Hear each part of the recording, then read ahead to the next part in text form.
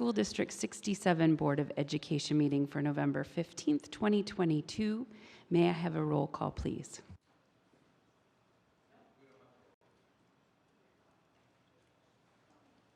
Apologize, we do not need the roll call. We will now move to the Pledge of Allegiance, and we have some of our Everett Eagles here to assist us in leading it. I will ask all members of the board, administration, and community to stand at attention facing the flag with the right hand over your heart to recite the Pledge of Allegiance with us.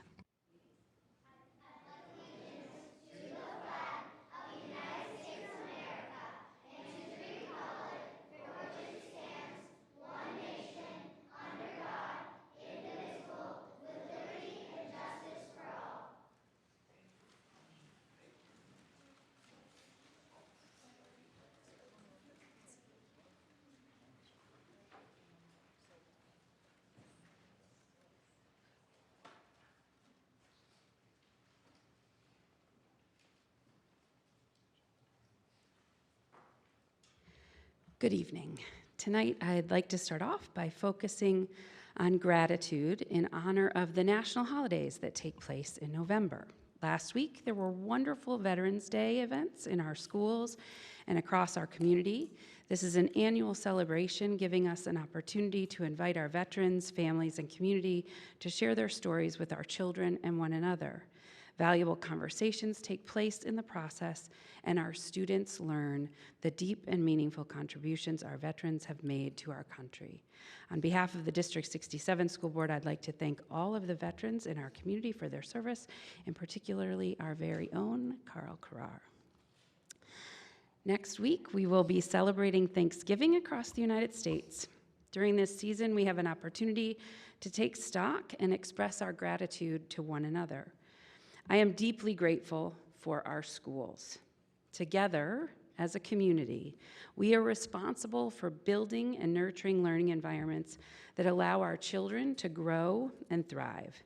Supporting our children in the process of becoming competent, adaptable, empathetic, confident citizens who can think critically and communicate effectively is complex work.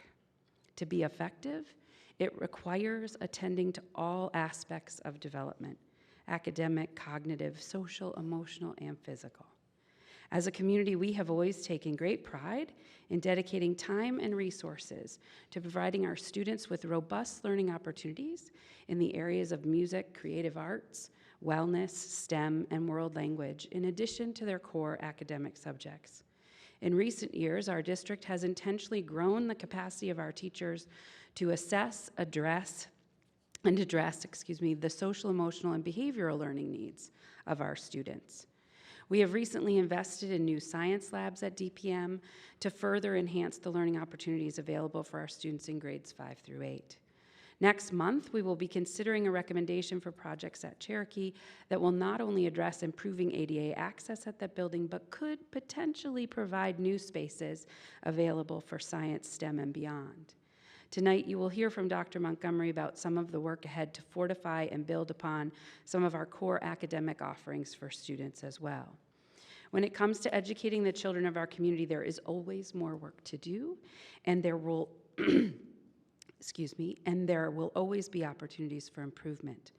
As a district, we are in an ongoing cycle of assessing what is working, identifying what isn't working, making impactful adjustments that are supported by research and best practices, and providing our teachers, staff, and administrators with the resources and learning opportunities they need for implementation to improve student outcomes. One of the greatest resources we have continues to be the people dedicated to doing and leading this work. So, in this season of thanks, I am deeply grateful for our students, their families, our teachers, our staff, our administrators. I am grateful to the volunteers who lead and staff our parent organizations, as well as my colleagues on this board for their willingness to give of their time and talents to support our schools. I appreciate all of the volunteers who serve on our school and board committees, as well as everyone currently engaging in our strategic planning process. On behalf of all of those directly involved in the public school community here at District 67, I would also like to express gratitude and appreciation for our local government officials, city staff, community leaders and business owners, as well as all of our taxpayers for their support of our schools. I truly believe that our schools are the heart of our community and a source of great pride for all of us. While there are improvements to be made, there are also stories of growth, learning, connection, and success happening in our classrooms and buildings across our community every day. We are all about to get the opportunity to see exactly what I'm talking about as we shine a spotlight on our very own Everett Eagles.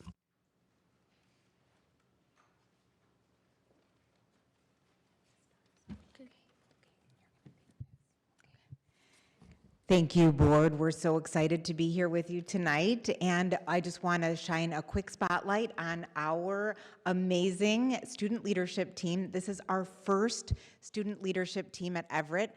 And as President Hensley is going to talk to us about, it's a brand new idea at Everett, and it is meant to represent a true democracy. And Tiana, if you don't mind advancing the slide really quickly, we have really talked about our systems and our systems of communication at Everett. One of the pieces that was missing was our student voice. And so President Hensley is going to kick this off to tell you all about our first annual student leadership team. Good evening. My name is Stuart Hensley, and I am proud to be your first elected student leadership team president at Everett. The student leadership team represents the student's voice. We listen, help, and lead our fellow Everett Eagles so they can soar. As president, I am responsible for collecting from my student leadership team any ideas, suggestions, wonders, answers, and even problems, and sharing them with Mrs. Fitzsimmons. Every month, I have the opportunity to bring the student's voice and view into the Everett Building leadership team. This meeting is informative, interesting, and really cool. I am grateful and honored for this stupendous opportunity to respect my fellow Everett Eagles.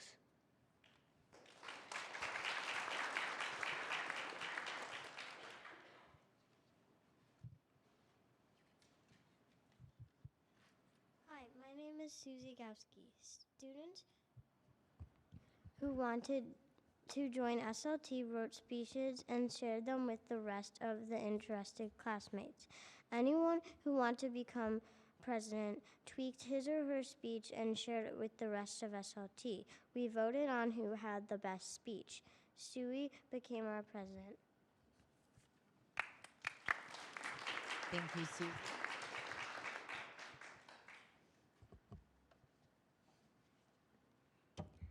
Hi, I'm Annabella Maggiolino, one of the SLT student leadership team officers at Everett Elementary School. Everett is so unique in so many ways. This year we started an SLT that replicates democracy, representing all student voices at Everett. We have elected representatives that volunteered to come in early once a month before the school day starts to talk about how students can make Everett the best. Thank you.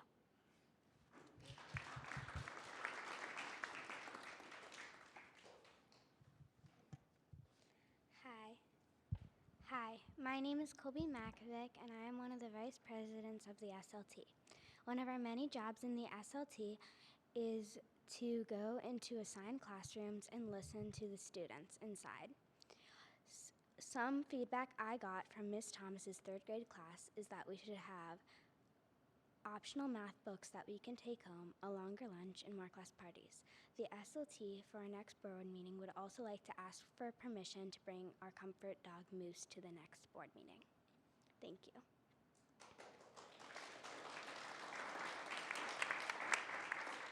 So the SLT is asking for permission when we present in April to be able to bring Moose here in April. So is that okay? Okay. All right, thank you.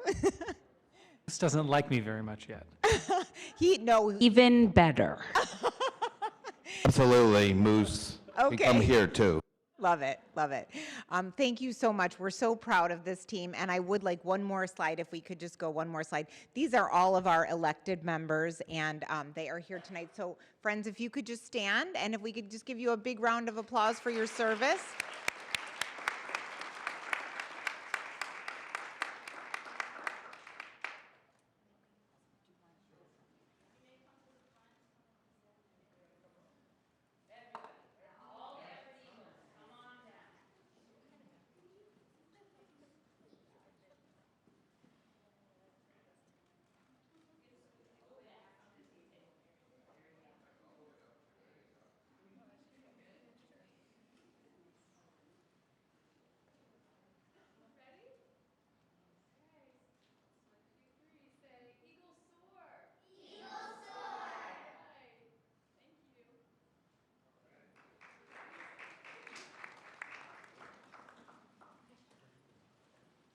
My friends, I also wanted to tell you that I sent the video of you singing Happy Birthday to my mom to her, and she loved it.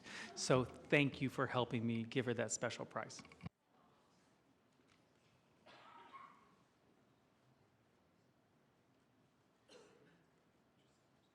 So you are welcome to stay for the superintendent's report, but your report was better.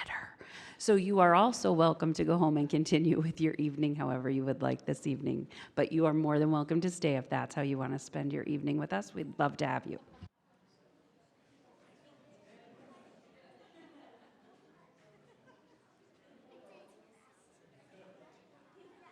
I do want to tell you about this dog really quickly. So Moose is the new therapy dog at Everett, and I love dogs as much as I love children, maybe children a little more. And I went into the office for the first time, and the dog is not wild about me. So I start to take this personally because dogs love me, just like children love me. It's just supposed to happen. So I'm like rolling around on the floor. I'm trying to find treats, and the dog is not. I'm bringing more treats next time I go because I will win. But Moose is adorable, and the kids adore that he is a part of the community every day. It's really cool. Thank you, Renee. Thank you. Okay, I will move into my report. Thank you so much. There are 4 components to my report, some of which I alluded to in our workshop earlier. The first one is the road to academic excellence. Second one really dovetails from the first into the recent Let's Talk Learning. Then we'll move into touch point on the Capitol Facilities, which is a community forum with 115. You will hear me bring up what's happening in that district more frequently. Our students are advancing oftentimes to 115, and we want to make sure that our parents are aware. And then I'll finish with the D67 APT food drive. Beginning with the road to excellence, it is no surprise that there was a recent report card that was released on October 27th, the Illinois School Report Card from the Illinois State Board of Education. This is a compilation of the education data from the schools and the districts throughout the state that provides a detailed look at each school's progress on academic, student success, school culture and climate, and financial investments. Since joining the district in 2021, I have made a concerted effort to dive deeply into our internal data to better understand our strengths and our opportunities. From these observations, we have undertaken our Portrait of a Learner, which you've heard about me talk numerous times. We're in the midst or in the throes of our strategic planning. We have a K-8 reading program review underway that started last January, as well as a new middle school math program and the engagement of our instructional coaches.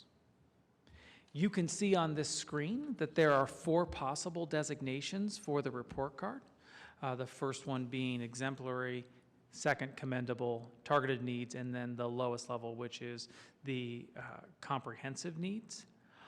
All of our buildings in 67 are rated commendable, and there are multiple measures that are listed underneath the section beneath it, ranging from proficiency in ELA and math, as well as growth in ELA and math, and ELA is English Language Arts.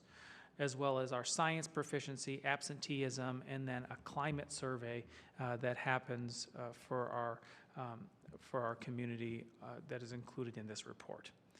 This is the first designation or the first rating that districts have received since 2019, and you should know that the state revamped the report card for this release, and because it's completely reworked, it is difficult to compare previous report card designations with this one. So that's an important note that you cannot easily transfer, because it really is apples to oranges because of all of the changes they have made to the reporting structure.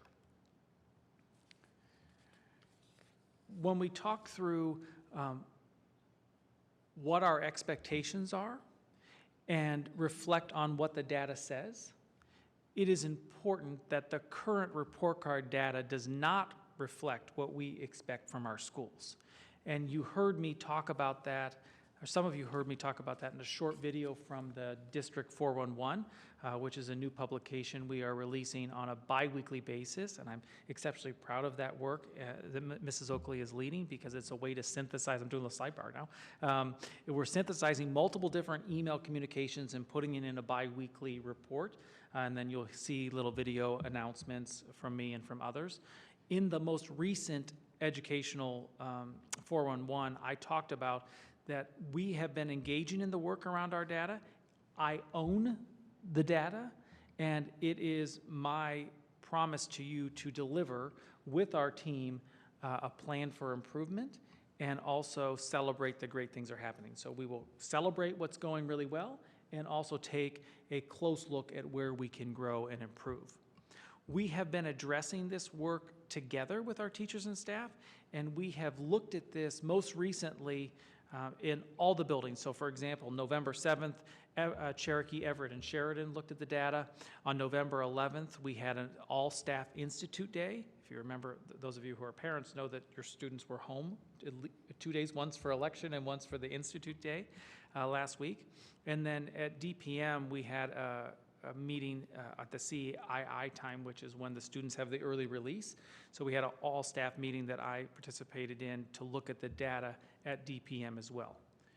While we expected these results, and we've instituted some changes already, the pace in which the changes are being made is going to be accelerated in response to the recent release of data.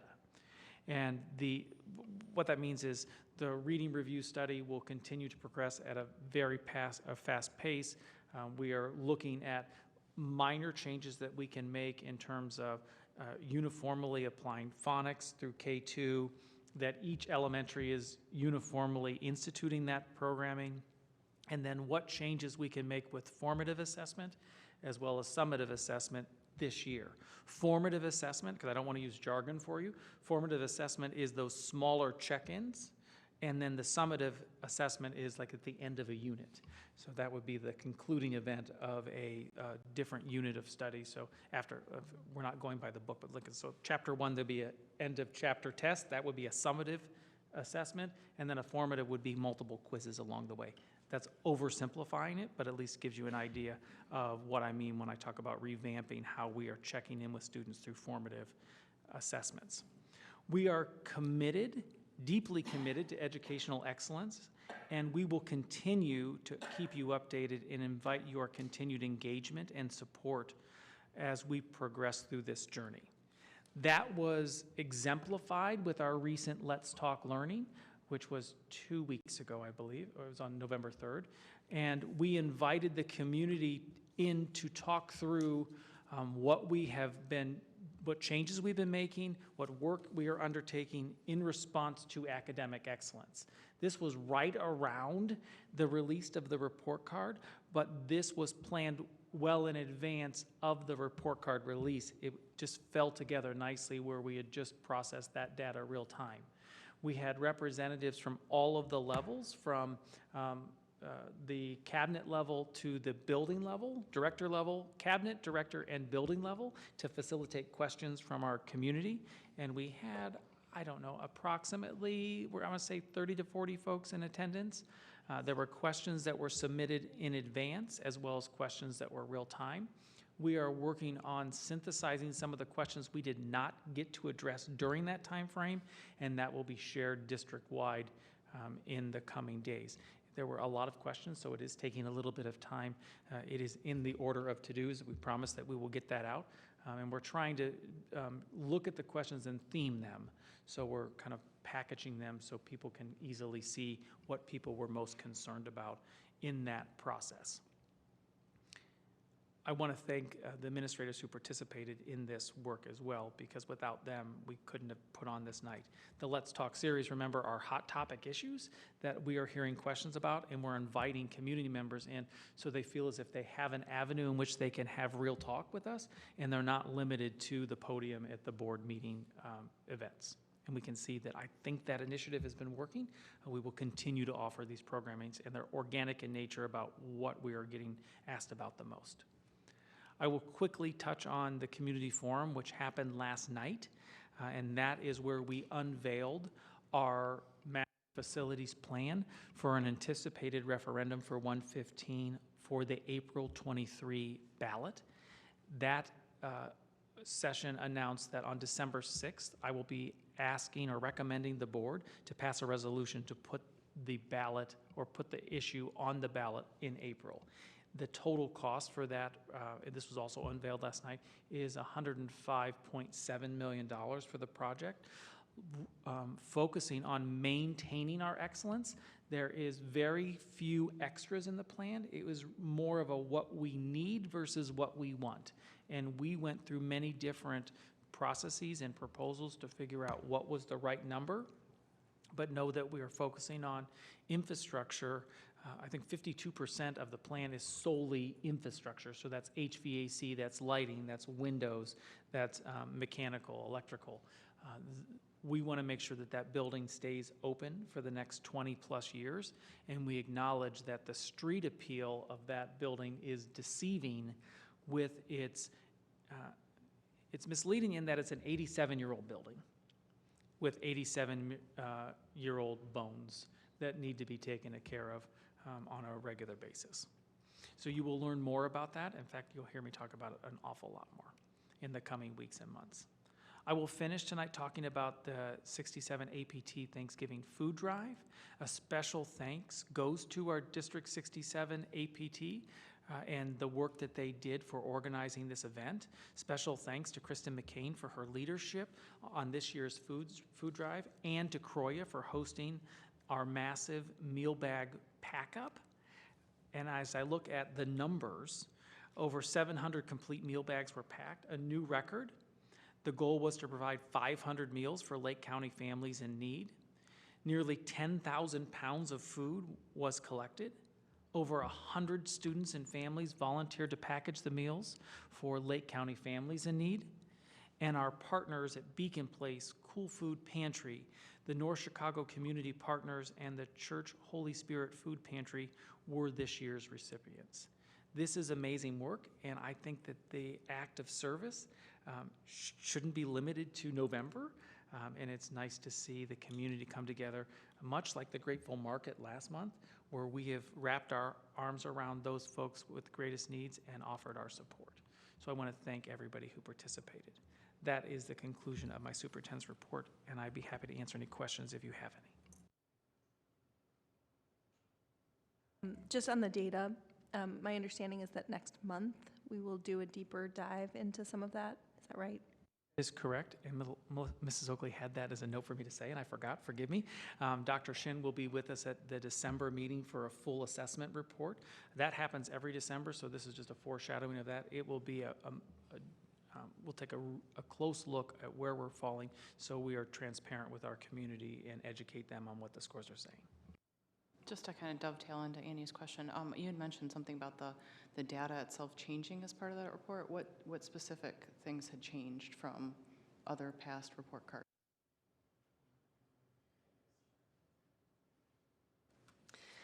The baseline data from 2019 had it gone sequentially, they would have used the 2019 data to show growth in 2020, but since 2020 and 21 were off, they recalibrated that baseline from 2020. So some of the growth, it's not necessarily the way it would have been if it was sequentially each year. The categories in which we're assessed didn't change. It was just more of that gap in the, okay. Correct. Thank you, Dr. McHugh. I just want to reiterate that the superintendent and Dr. McHugh are taking the state report card very seriously, and they are working with our staff and teachers to collaboratively move forward. As Dr. Montgomery eloquently stated, it does not show that we are deficient, but it does show that maybe there's some things that we need to not focus on, but pay attention to. And moving forward, maybe we should look into more educating our students on how to take a standardized test and that sort. So thank you both. And for the D115 referendum, I also wanted to point out that 67 will be going through some construction of our own, but the referendum does not apply to 67. Thank you. You said that, Rich, because last night one of the first questions was, is 67 planning on putting a referendum on the ballot anytime in the next 5 years? And it was an emphatic no, and I was happy to be able to address that real time. I also will tell you that the capital improvement plans that we are looking at for 67 is coming out of our general funds. And those discussions, you heard a little bit about Cherokee in the President's report. You'll hear more about it next month. Those are independent from the referendum and solely coming out of operating funds.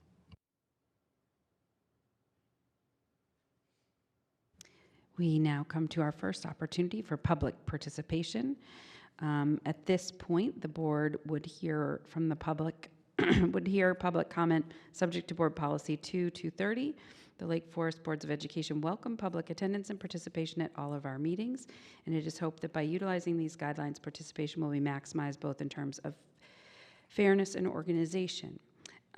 At this point in this evening's meeting, is there anyone who would like to make a public comment? Seeing none, we will move forward to our reports. And our first report this evening is Safety and Security Assessment Update.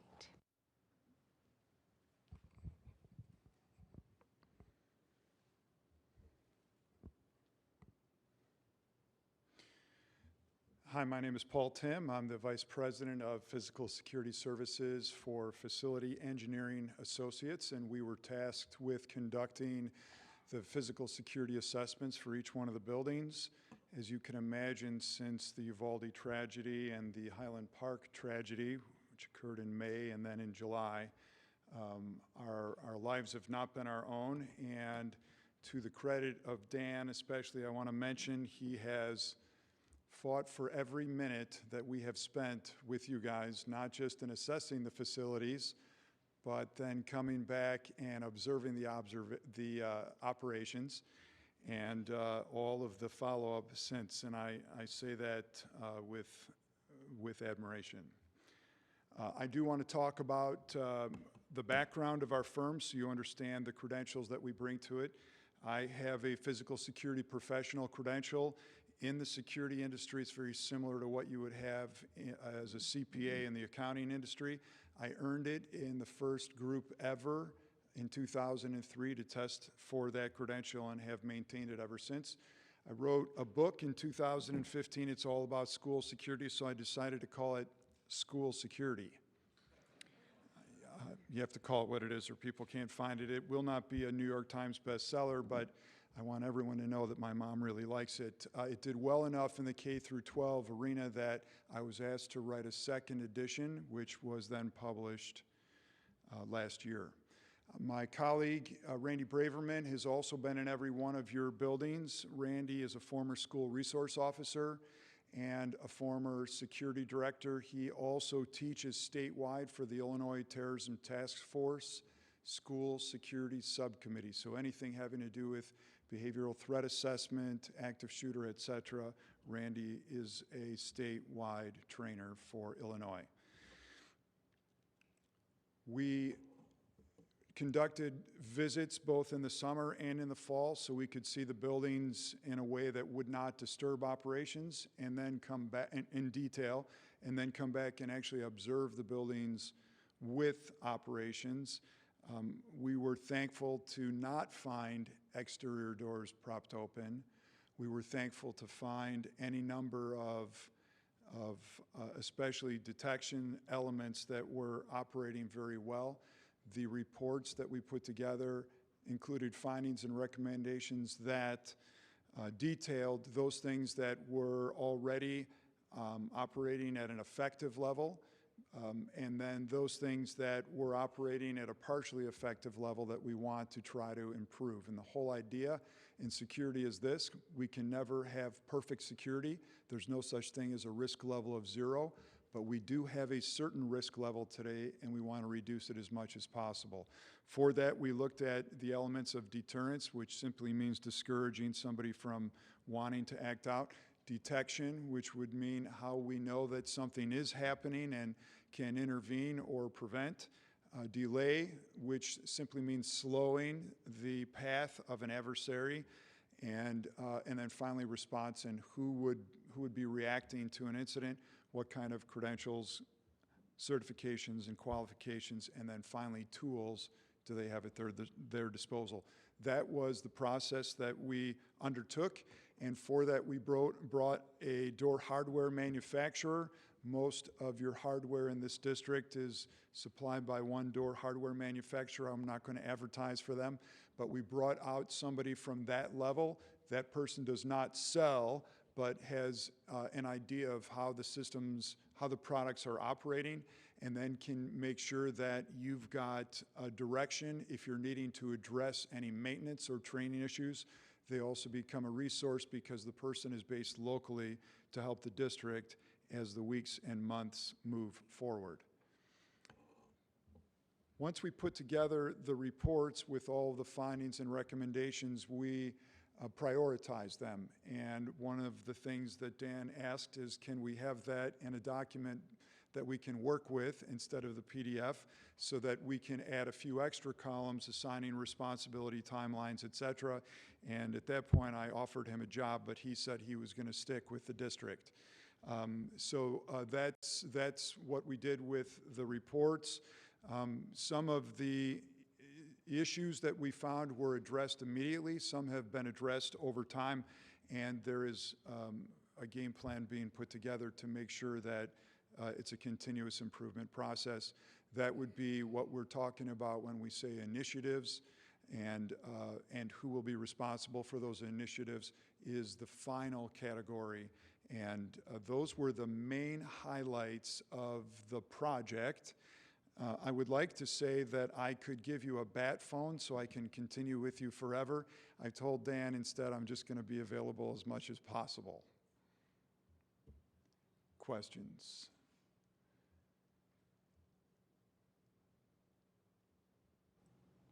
Seeing none, thank you so much. We appreciate your time and efforts and the care in which you did the work for us.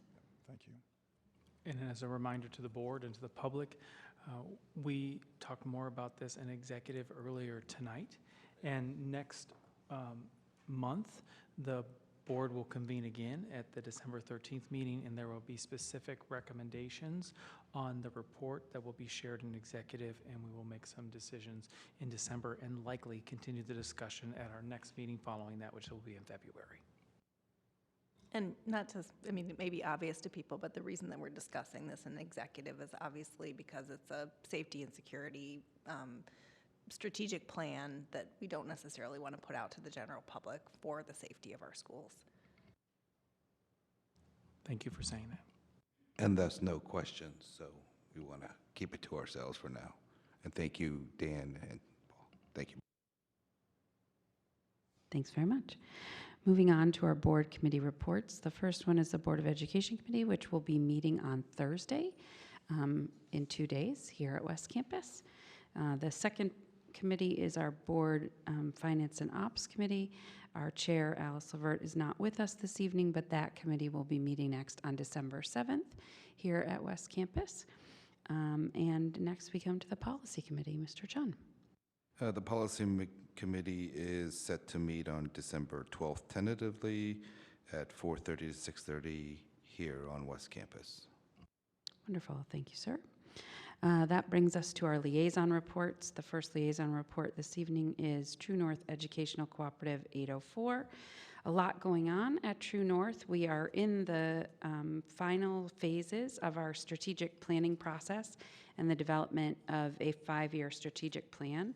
It will go to the Leadership Council for final feedback in December and approval in February. The Leadership Council does not meet in January. Coming up on December 15th, the True North Department of Learning will present and host their Innovation Showcase for member districts and non-member districts. This is an opportunity for all of the new services that they have developed to be shared so that districts can decide if it is something that they want to partake in and take advantage of. Mind you, these innovations are developed based on feedback from the member districts.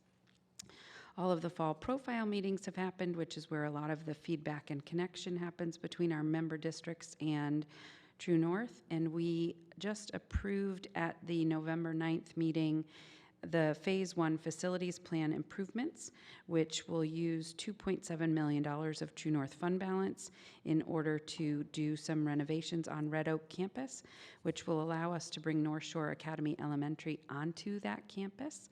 And provide a space for them. We have a leased space that has been used for that program for a number of years, and the landlord is taking back the space in July, which sort of fast-forwarded some of the facility planning that had been going on already.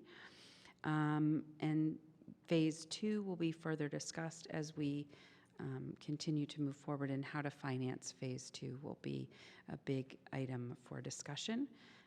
You may have noted in the report that we also are pursuing the school maintenance project grant that our district will be taking some action on later this evening. We're doing that at True North as well because we found out that we can do that. And they have also been awarded a grant for Elevating Educators, which is a special education grant where they can work on teacher retention and development using that money. So all great news. The next Leadership Council meeting is December 14th at 7 p.m. So I will have a busy week. Next up is our legislative liaison, Mr. Carrar. Good evening, thank you. I just want to say first, thank you to our president for going ahead and representing District 67 at this weekend's IESB legislative delegation. So thank you for carrying the water for all of us. Not a whole lot to report on this month. I don't have a report within the agenda. After the elections, we're moving into the lame duck sessions. So I don't believe there's a whole lot planned for right now in Illinois, but you never know. They move pretty quickly for uncertain items. I think to focus on other legislative priorities, but we'll keep eyeing it. Everett will keep eyeing it, and I'm sure IASB will take and carry some of the water for us moving forward on that as well. So that's all I have. Thank you. Spirit of 67 Foundation, Mr. Chun. I do not have a report to submit or report to the board this evening. Thank you. And Executive APT, Jennifer. I just want to reiterate what Matt shared. 700 bags were collected from our food drive, which was outstanding. I just want to quickly shout out to Rosie Smith, Yvonne George, Carrie Cole, Carolyn Iberlin, Elizabeth Lemmy, Ivan Georges, Jacqueline Smith, Jinsey Phillips, Alex Cherry, and Linda Hall, and Kristen McCain and Kristen Crothers. They were the spearheads on that, and so that was great. And then also just to make everybody aware, I know I mentioned this last time, but it's coming up at the end of this month, November 29th at 7 o'clock at the Braves Gym at DPM. It's the Run, Hide, Fight Community Safety Series.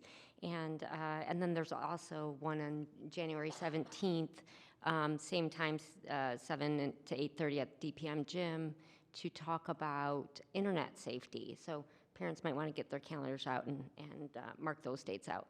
That's it. Wonderful, thank you. Next up, we have our action items for this evening, and our first action item is the adoption of a 2022 tentative tax levy and the establishment of a tax levy hearing date. May I have a motion to adopt the 2022 tentative tax levy and establish a tax levy hearing date? So moved. Thank you. May I have a second? Second. Thank you. Jen, would you like to give our community at large just a quick overview of the process? I'd be happy to. This is, as you mentioned, the tentative tax levy. The board will not take final action tonight. Again, that is the word tentative. The board will be taking final action on December 13th. In between those two dates, we will be meeting as a Finance and Ops Committee to review specifically how these scenarios look at various adoption amounts. So everyone is welcome to join us for that particular event. Once the board does adopt a final levy in December, we then will submit that to the county, and they will continue the process then to put that on the tax rolls. And for the community's edification, at our workshop this evening, we got a tax levy 101. We had that conversation together. So are there any questions right now before we take our vote? Carl, go ahead. So clarification, the vote tonight would just be, it's not a binding percentage. We are really just setting it. The number may go up, may go down, depending on whatever comes out of the operations. Correct. You have the full ability to change the amount that you adopt in December. So it is tentative, meaning it can be changed up. Well, you can't really change it up because it is set right now at the max, but it could be changed down. Thank you. May I have a roll call, please? Ms. Mason? Aye. Mr. Chun? Aye. Mr. Carrar? Aye. Ms. Sands? Aye. Ms. Bernal? Aye. Ms. Helms? Aye. Motion carries. Next up, we have the approval of the Allerton Hill contract renewal in the amount of $30,000. May I have a motion to approve the Allerton Hill contract renewal in the amount of $30,000? So moved. Thank you. May I have a second? Second. Are there any questions or discussion on this item? Seeing none, may I have a roll call vote, please? Mr. Carrar? Aye. Ms. Helms? Aye. Mr. Chun? Aye. Ms. Mason? Aye. Ms. Sands? Aye. Ms. Bernal? Aye. Motion carries. Next up, we have the approval of Modern Media Tech LLC contract in the amount of $145,790 for elementary school camera upgrades. May I have a motion to approve the Modern Media Tech LLC contract in the amount of $145,790 for elementary school camera upgrades? So moved. Thank you. May I have a second? Second. Thank you, sir. Are there any questions about this investment? This is just also part of the ongoing security features that we're trying to do to improve safety and security at our schools. And this addresses 2 of the elementary schools since we've already done Deer Path, correct, sir? That is correct, but we also have Jordan streaming in right now, so I'm going to have him talk a little bit more about it as well. Hi, everybody. Sorry, I had planned on being there in person tonight. That is correct. This is for Sheridan and Everett Elementary School. We have plans drawn up for Cherokee Elementary School, but the issue we ran into is that if we do construction on Cherokee this summer, it would involve relocating our network closets, and we would wind up rewiring approximately 90% of the cameras to do that. So we were going to hold off on Cherokee until and do it with that project. Are there any other questions? Seeing none, may I have a roll call vote, please? Ms. Helms? Aye. Ms. Sands? Aye. Mr. Carrar? Aye. Ms. Bernal? Aye. Mr. Chun? Aye. Ms. Mason? Aye. Motion carries. Next up, we have a contract for some door fob upgrades. May I have a motion to approve the Modern Media Tech LLC contract in the amount of $60,925 for door fob upgrades and replacement? So moved. May I have a second? Second. Jordan, do you want to speak to this before we take questions? Absolutely. So this is replacing our current door fob system, and this is across all of our buildings. Our current system is a Siemens system. It's no longer supported by the manufacturer for updates or even technical support at this point, so the system needs a replacement. When we went into this, we looked at a upgrade path through Siemens, and then we also investigated an upgrade path with Ricotta, which is, as you just voted on, the holder of or the provider of our security cameras. This system integrates really nicely with our security camera systems. It's cloud hosted. It's more responsive. And quite frankly, we haven't been super happy with the reliability of some of our Siemens door controllers, which would still be in use after this. So all in all, this should lead to a significantly more modern, easy-to-use, secure, and reliable system. Are there any questions? Carl, go ahead. One question, how expandable is this? Can it expand to, I guess as the security report comes back, can we go to multiple doors, or is this kind of focused on what we have today? Yeah, absolutely. So it's expandable. You could put as many doors in here as you want, right? You could do every door in the district if you so chose. The specific equipment we're putting in right now are for more large and exterior doors.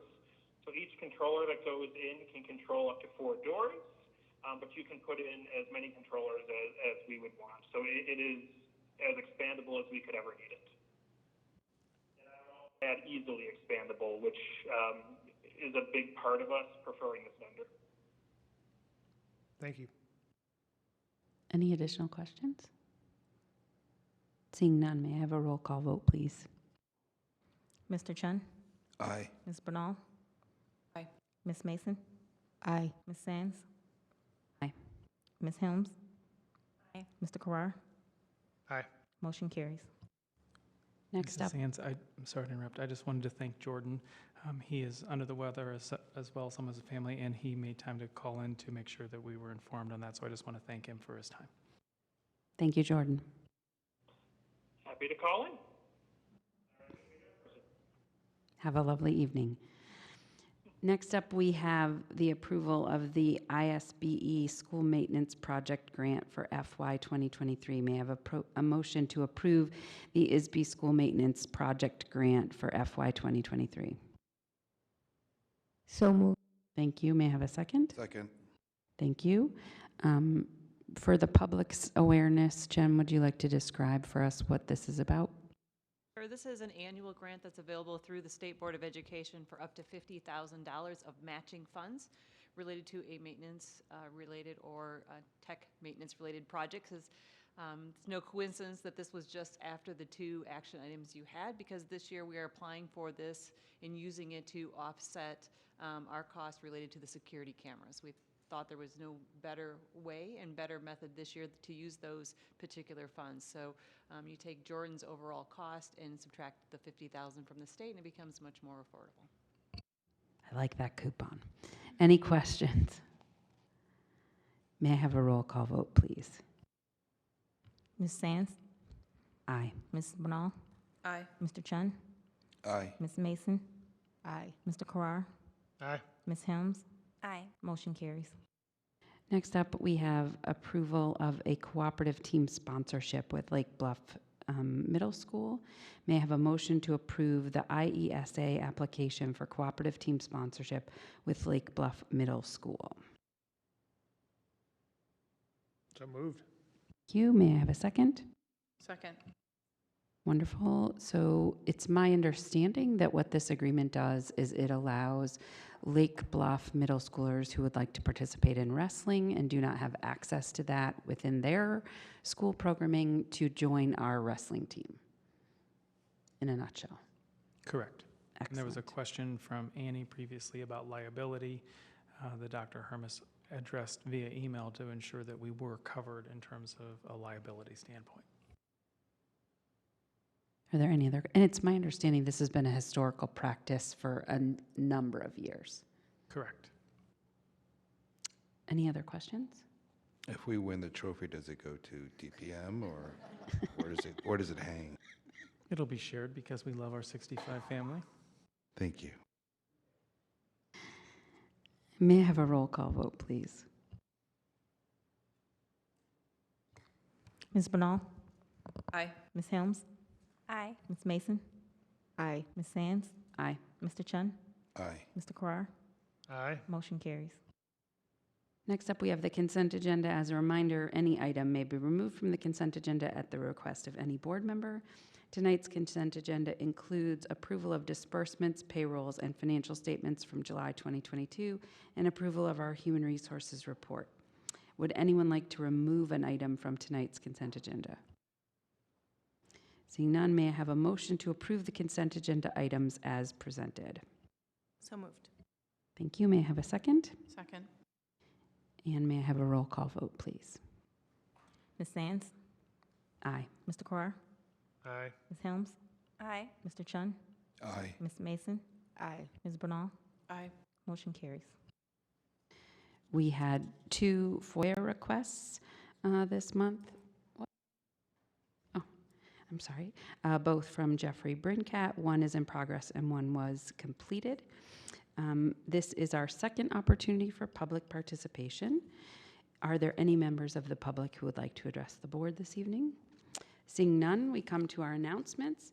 Wednesday, November 23rd through Friday, November 25th is Thanksgiving breaks. There is no school for students or staff. Tuesday, December 13th, December 13th, 2022 at 7 p.m. here in West Campus is our next Board of Education meeting. May I have a motion to adjourn the City of Lake Forest School District 67 Board meeting for November 15th, 2022? So moved. May I have a second? Second. Thank you. May I have a voice vote, please? All in favor say aye. Aye.